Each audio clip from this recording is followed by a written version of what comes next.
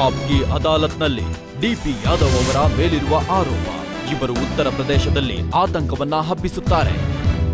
ಯಾದವ್ ಸಾಬ್, ಈ ಮಾತು ನಿಜನಾ? ಉತ್ತರ ಪ್ರದೇಶದಲ್ಲಿ, ವೆಸ್ಟರ್ನ್ ಯುಪಿನಲ್ಲಿ ವಿಶೇಷವಾಗಿ ನಿಮ್ಮ ಹೆಸರು ಕೇಳಿದ್ರೆ ಜನ ನಡುಕ್ತಾರಂತೆ. ನೋಡಿ, ಡಿ.ಪಿ. ಯಾದವ್ನ ಎಲ್ಲರೂ ತಮ್ಮ ಸಹೋದರ, ಸ್ನೇಹಿತ ಅಂತ ಹೇಳ್ತಾರೆ.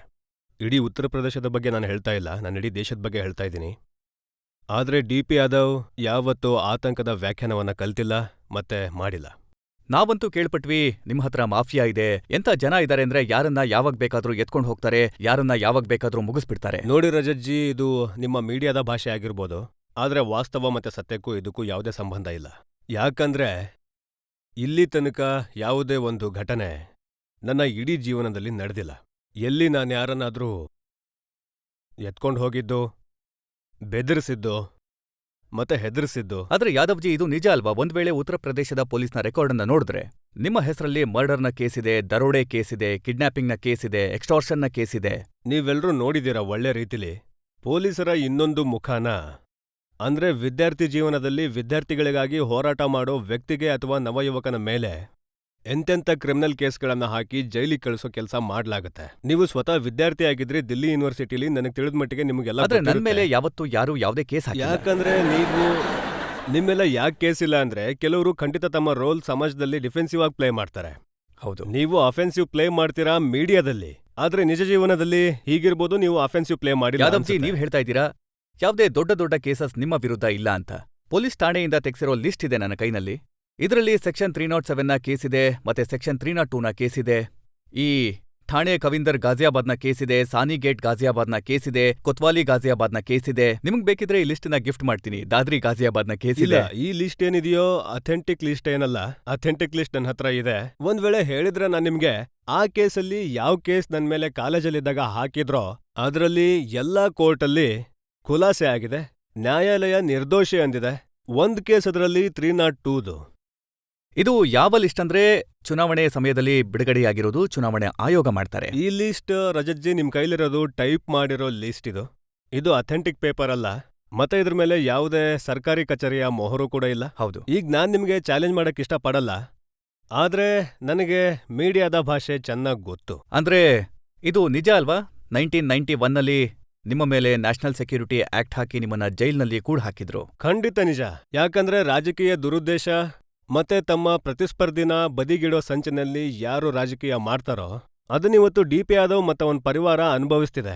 ಅದಕ್ಕೆ ನೀವು ಮೀಡಿಯಾನಲ್ಲಿ ತಮ್ಮ ವೇದಿಕೆಯಲ್ಲಿ ತರಾವರಿ ಬಣ್ಣ ಬಣ್ಣದ ಜನರನ್ನ. ಈ ಮಾತು ನಿಜನಾ? ಅಂದ್ರೆ ಈ ಮಾತು ನಿಜನಾ? ಗಾಜಿಯಾಬಾದ್ನ SSP ಶೈಲಜಾ ಕಾಂತ್ ಮಿಶ್ರಾ ಅವರು ಪೋಸ್ಟರ್ ಹಾಕ್ಸಿದ್ರು, ಮೋಸ್ಟ್ ವಾಂಟೆಡ್ ಅಂತ.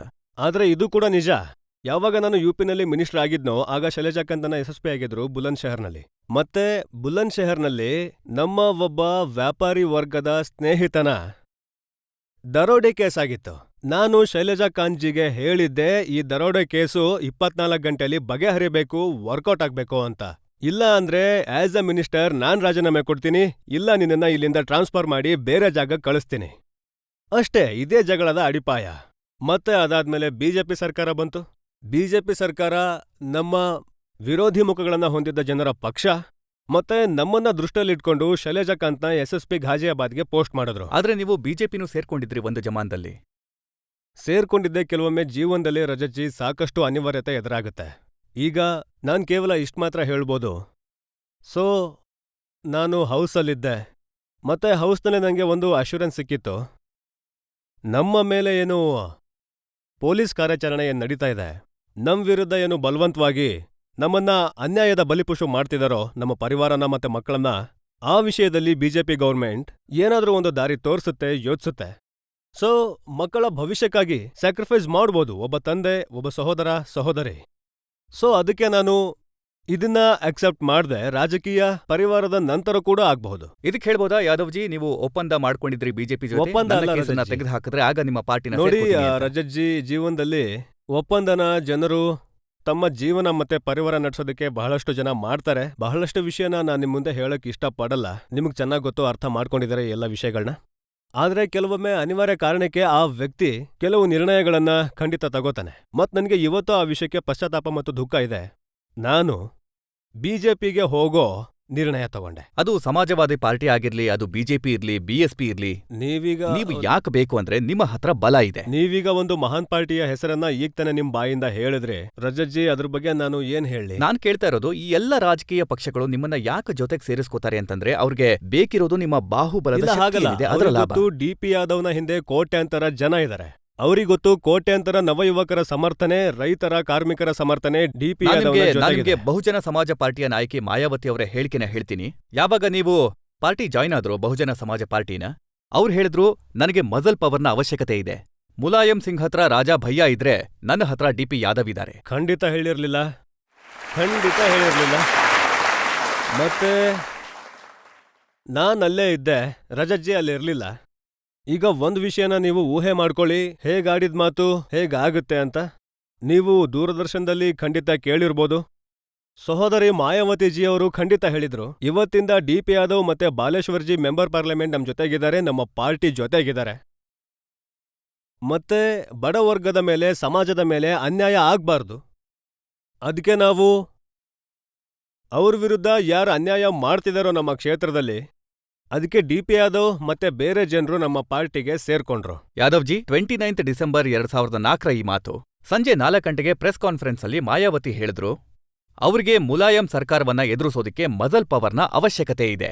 ಮುಲಾಯಂ ಹತ್ರ ಒಂದ್ ವೇಳೆ ರಾಜಾ ಭಯ್ಯ ಇದ್ರೆ ನನ್ನ ಹತ್ರ DP ಯಾದವ್ ಇದ್ದಾರೆ. ನಿಮ್ಮ ಮೆಮೊರಿನ ಸ್ವಲ್ಪ ಕರೆಕ್ಷನ್ ಮಾಡ್ತಿದ್ದೀನಿ. ರಾಜಾ ಭಯ್ಯ ಈಗ ಏನಿದ್ದಾರೆ ಮಿನಿಸ್ಟರ್ ಅಲ್ವಾ UPಲಿ? ಸೊ ಒಂದ್ ವೇಳೆ ಮಾಯಾವತಿಜಿ ನಿಮ್ಗೆ ಹೇಳಿದ್ರು ನಿಮ್ಮ ಅವಶ್ಯಕತೆ ಯಾಕಿದೆ ಅಂತಂದ್ರೆ ನೀವು ಮಜಲ್ ಪವರ್. ಇಲ್ಲ, ಮಸಲ್ ಪವರ್ ಅಲ್ಲ. ನಮ್ಮ ಹತ್ರ, ನಮ್ಮ ಜೊತೆಗೆ, ನಮ್ಮ ಹಿಂದೆ ಈ ದೇಶದ ಕೋಟ್ಯಾಂತರ ನವಯುವಕರು ನಿಂತಿದ್ದಾರೆ. ಜನರ ಬಲ ಇದೆ. ಪ್ರಜಾಪ್ರಭುತ್ವದಲ್ಲಿ ಬೇರೆ ಯಾವ ವ್ಯವಸ್ಥೆ ಇರುತ್ತೆ? ರಾಜಕೀಯದಲ್ಲಿ ಯಾವ ಬಲನ ಬಲ ಅಂತ ಹೇಳ್ತಾರೆ. ಈ ನಡುವೆ ಅಂತೂ ರಾಜಕೀಯದಲ್ಲಿ ಬಂದೂಕಿನ ಬಲನ ಬಲ ಅಂತ ಹೇಳ್ತಾರೆ. ಸೊ ಅವಂತೂ ಈಗ ಸರ್ಕಾರ ಹೇಗೆ ನಡೆಸ್ತಿದೆ ಹಾಗೆ ನಡೀತಿದೆ.